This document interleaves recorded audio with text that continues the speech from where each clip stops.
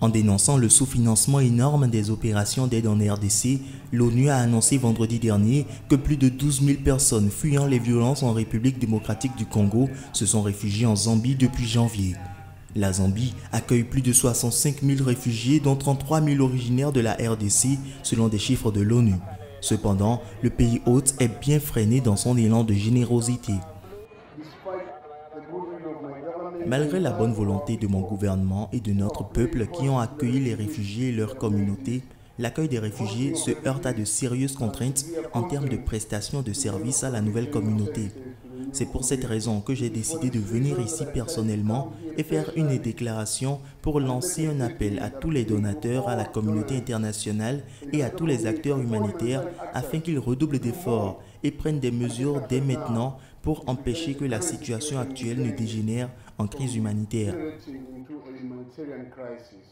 Un appel que soutient l'ONU également, qui ajoute avoir besoin de l'investissement des secteurs publics et privés pour combler le vide.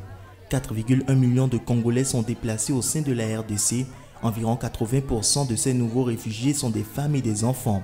Ils ont été poussés à fuir par l'extrême brutalité des milices, avec des rapports faisant état de massacres de civils, de viols, de pillages et de maisons brûlées. En tant que réfugiés, nous avons beaucoup à dire au président de la Zambie.